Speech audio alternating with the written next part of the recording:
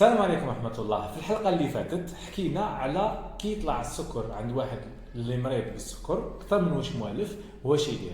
اليوم نحكيو كي يحبط له السكر، وهذه هي اللي تخوف الناس كاع، وكاين بزاف ناس اللي مرعوبين منها، يجيب له ربي شغل راح يموت لأنه الأعراض فيها أعراض ماشي كيما كي يطلع السكر. قلنا بلي الأعراض تتعلق بالسرعة تاع التغير تاع السكر وليس بنسبته في حد ذاتها. يعني إلا طلع لك بالخف تحس، إلا طلع لك دائما طالع وطلع بشوية ما يصير لك والو، وإلا حبط لك بالخف تحس، وإلا حبط لك بشوية الترمون تاع دائما يحبط لك تقدر ما تحس والو. دونك الاولى يحبط لك السكر تحت 0.70. هنا الاعراض الاولين عند الناس اللي نورمال، يعني اللي موالفين بالسكر تاعهم ابوبري متوازن. واش يحس؟ البرد، يعرق، يترعد، يجوع، يفشل، وقلبه يخبط زياده، ويحكموا شغل يحسوا ماشي مليح كاع. هادو الاعراض، هادو في المجمل الاعراض الاولين اللي يصراو. لو كان النسبه تاع السكر تاعو تزيد تهبط اكثر، تلحق حتى 0.30 ولا 0.20، يقدر يفقد الوعي. واش معناتها يفقد الوعي؟ معناتها كيما كان يقدر يطيح. وهنا الخطوره تاع الهبوط تاع السكر. لكن الاعراض اللي حكينا عليهم من قبل هما اعراض اللي راح ينبهوا المريض، راح تسمح له باش يتفادى الهبوط الحاد تاع السكر ويروح يقوم باللي لازم عليه. وشنو اللي لازم عليه؟ المليحه كاع اللي ديرها لما يحبط لك السكر هو انه يا اما دير 3 حبات سكر وتخلطهم في الماء وتشربهم، ولا تشرب 4 تاع قرعه جو ولا قرعه كوكا ولا قرعه غازوز ولا اي حاجه من هادو، تقدر تشرب 4 منها وتصبر 10 دقائق حتى 15 دقيقه. الا حسيت باللي بعد 10 دقائق هذوك بداو يروحوا لك الاعراض، صافا هنا عاود قيس السكر تاعك، تلقاه مليح. كل مرسو خبز ولا كل حاجه اللي فيها عجين ولا باش تشد لك باش ما يعاودش يهبط لك السكر موراها. الا كان ما طلعلكش هنا زيد عاود دير نفس الشيء. ولكن الغلطه المشهوره، يعني غلطه عالميه هذه، هو ان الناس اللي يحبط لهم السكر تم ترحكمهم الخلعه مساكن، تحكم الحاجه حلوه تبقى تطلق لق لق لق لق لق لق حتى تحس روحك مليح، لانه بعدها راح يطلع لك السكر زياده بزاف على واش يكون. بالنسبه للناس اللي زعما حط لهم السكر فوق تاع الغداء، يعني الحق وقت الغداء وحبط لهم السكر ومازال ما حبط لهمش بزاف، بيان سور انا نهضروا على الدرجات الاولين. واش يدير؟ يقدر يفطر نورمال، ياكل الماكله تاعو عادي.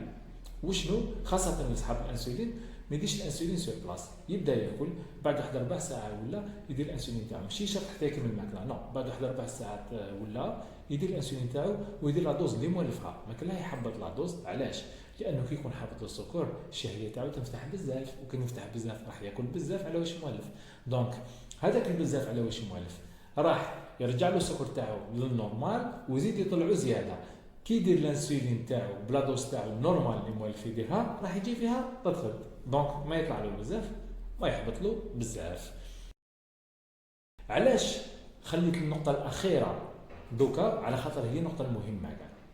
الناس اللي خافوا السكر يهبط لهم كي يكونوا راقدين، يا اما يدير كوشمار ولا كابوس، يعني يشوف منام ماشي مليح، ولا يقدر ينوض بالعرق والفشله هذيك، ولا كان وين يفقد الوعي حتى هما اللي يصير ينوضوه. ولا هنا ما كاش خطر كبير. علاش ما كاش خطر كبير؟ على خاطر كي تفقد الوعي ولا كي يجيك هذيك ولا المالك راه معاك، هذه واحده. حاجه ثانيه، الجسم تاعك راح يرياجي، دونك الجسم تاعك راح يتفاعل مع الموقف، يقدر هو يعاود يطلع السكر وما يصير لك والو. حاجه ثالثه، الا ما فقدش الوعي، بيان سور نركز على هذه، الا ما فقدش الوعي يعطوا له حاجه حلوه كيما قلنا نفس الشيء، يعاود يطلع السكر تاعو ويولي عادي وما يصير حتى بروبليم. الحالات تاع الموت وهذوك اللي تسمعوا بهم هما حالات نادره جدا جدا جدا جدا عند الناس اللي يهبط لهم السكر بريسك زيرو ويطول بزاف وهو بزيرو.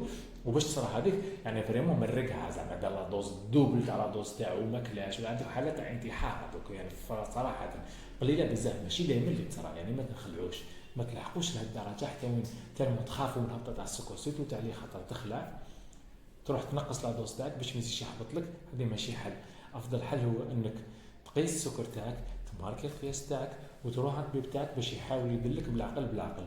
والحالات هذو يصراو سيرتو عند صحاب اللي يديروا الانسولين يكونوا مازال ما عطيناوش مليح عليها، ولا هذو هما اللي تصالهم بزاف. ولا الناس اللي عندهم الدواء تاع السكر تاعو تالمو ما يشربوش بطريقه منتظمه، يولي كي يجيب المخزن تاعو يلقى الطبيب اللي السكر تاعو طالع، يزيد له في الدواء وهي في الحقيقه ما راحش يشرب الدواء تاعو نورمال. برك لو كان جا مع الاول يشرب الدواء تاعو نورمال ما راح نزيدوا له الدواء، ما راح يولي سير دوزي لهذه الدرجه، ما راح يولي يهبط له لا في النهار لا في الليل.